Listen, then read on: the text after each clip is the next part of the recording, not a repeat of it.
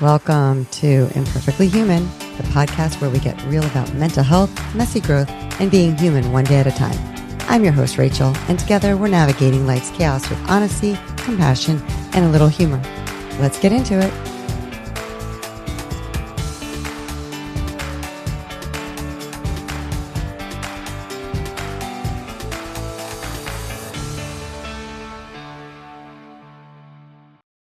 Hello and welcome to Imperfectly Human. I am your host, Rachel, and today I'm kind of just going to wing it because I don't have an idea, a layout, but I do want to talk about something that is definitely important, and it's fear.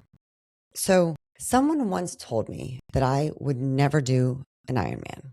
And they didn't tell me this because they were being mean or unkind or that they didn't like me or they didn't believe in me. It's because I am terrified of the ocean. So they really weren't wrong. But what I realized in that moment is that I didn't care if I was terrified of the ocean or not. I went home. I registered for a first sprint triathlon. I went and bought a fat tire bike and I bought some goggles and earplugs and I started swimming in a pool. Yes, I have lived in South Florida for majority of my entire life. And no, I don't go in the ocean. I have put my feet in the ocean. I will go to the beach. I'm terrified of the ocean because I'm terrified of sharks. So when I was challenged with this, and I don't think it was a challenge, but I think they just made this comment that I would never do a triathlon. I was like, I'm going to show you. So I didn't let fear get a hold of me. I went home. I bought that bike. I registered and I had not been in the ocean until the day of that race. And I'm not going to lie. I was fucking terrified because I had not been in the ocean at all. We had been trying to go to the ocean every Saturday after our run to kind of get me like adapted to the water. But the water was so rough that my friend said, we're not going in. So come the day of the race, I show up to this race. My parents are there and my friends are doing it. And I look at this ocean and I see these waves that are as big as me. I don't even know how I'm going to get past them. I am beyond terrified, not of the sharks anymore, but of drowning. And so I share this because I did complete that. I then did get out of the water, even though it was probably the roughest race ever, that the years after, I think they canceled the swim. And I don't believe they even have that race anymore. But what this led me to was a realization that even if I'm terrified of something, I am not going to let fear stop me. And so I went on to do a few more triathlons. I went on to do a half Ironman. I registered for a full Ironman. And yes, it was in the intracoastal, which I thought was a lot better than the ocean. But yeah, don't laugh at me because I didn't actually know that sharks could get in the intracoastal. However, they could, but I did it. And why I think it's so important for me to talk about this today is because I am really just expanding the work I do as a therapist and now as a performance coach and working with college athletes, elite athletes, but more importantly, athletes who struggle mentally with their game and being afraid of not having the outcomes that they want. So I'm here to say that fear can show up in a lot of ways that you don't even know it. So that was a very easy identification for me to know that that was fear because I'm afraid of sharks. Sharks live in the ocean. But what I'm experiencing now is this fear of not being perfect. And I've always kind of denied my entire life that I'm a perfectionist. But the truth is that I'm terrified of actually not being good enough.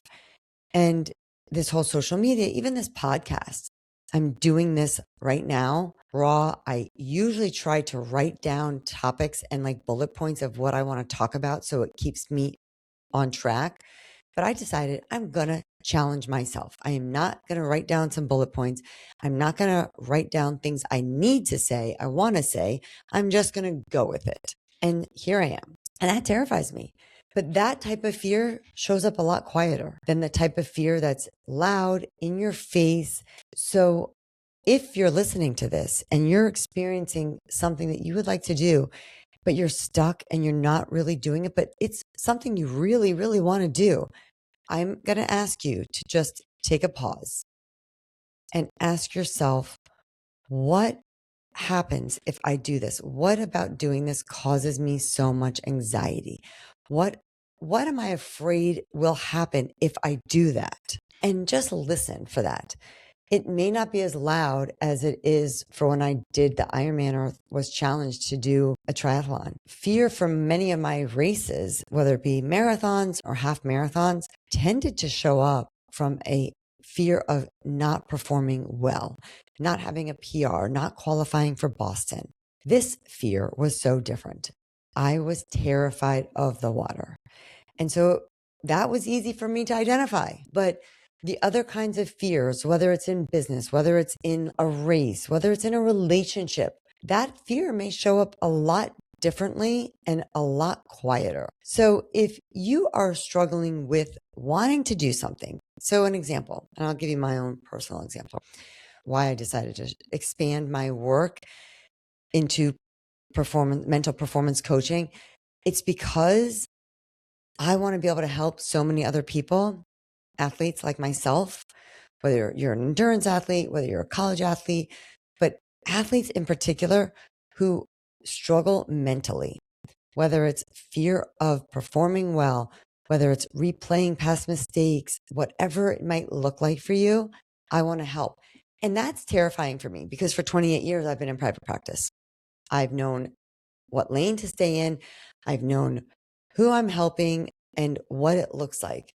Performance coaching looks a little differently. And even though I've been working with athletes and high performers and a lot of elite executives in my private practice, I've never put it under the performance coaching piece. And I share that because, again, this is something that I've been thinking about for a couple of years, more importantly, the past year. And I've worked on that with my own therapist and my own coach because I had to wrap my head around it. It's a shift. It's a mindset. It's different. It's challenging for me because it's not so clear.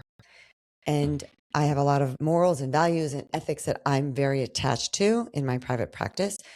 And I realize that although the coaching piece is not a regulated business, I'm an ethical human. And so I realized that fear of not knowing what I was doing didn't actually make sense because I know exactly what I'm doing. I'm just not the business part. I don't know that business piece.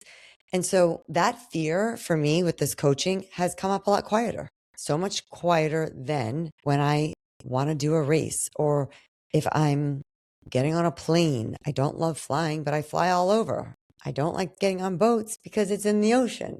And so at the end of the day, if you are struggling to do something and you're finding yourself stuck, ask yourself, what are you so afraid of if you were to do these things? If you actually did the thing you wanted to do, you might surprise yourself with what actually is the answer. And then once you can name it and identify it, you can challenge yourself. So I'm actually doing that now. I'm challenging myself. I'm not writing anything down. I don't have my notes next to me. Usually I have a whole notebook with a bunch of bullet points next to me to keep me on track. Today I decided I'm just going to wing it. So if you're listening to this and you are experiencing some kind of fear, I want you to know you're not alone. The first thing I want you to just do is to just ask yourself again, what is so scary about this? What if I was to do this? What am I so afraid of? What about this is challenging? And then just sit with it and then think of like the worst possible thing. So for me, the worst possible thing is that I start my coaching business and I don't have, quote, everything perfect. Guess what? If I have it done 70%, 80%, then I'm good. Then that's a start. Because the reality is waiting for things to be perfect, we will be waiting a lifetime. So if you've listened to this, I appreciate you. I challenge you to move forward with whatever it is that causes you fear.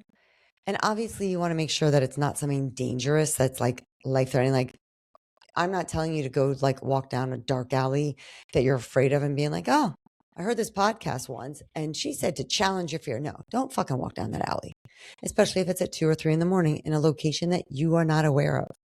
Don't do it. Now, if someone is chasing you and the only place to run is through a dark alley, then you might need to run down that alley. That's not the fear I'm talking about. And no, I'm not talking about like bungee jumping. which I would never do because that is a fear that I have no desire to challenge myself with. But yes, it's dangerous and you may challenge yourself to do that. Jumping out of a plane, also go for it. You're not going to catch me on jumping out of a plane, but I will challenge myself with other things. And so let me know what you're challenging yourself with. I'd love to hear from you. So when this episode is dropped, please comment on it. Reach out to me, send me a message, DM me, follow me. You could follow me at any of my social media platforms, The Rachel Blog, 2 G's, and no A in Rachel, TheRachelBlogg. And with that being said, I have actually just felt a little better that I've just wung. I don't even know what the right word is, but we're not editing that out because, again, I don't need to be perfect. I just popped on here, decided to just record this, and that's it. So, with that being said, thanks for joining me. I am your host, Rachel, Imperfectly Human. Please don't forget to like, subscribe, follow, and more importantly, can you rate it? Because if you rate it and give me 5 stars, they will push it out more so I can help more people. With that being said, have a great night, and until next time.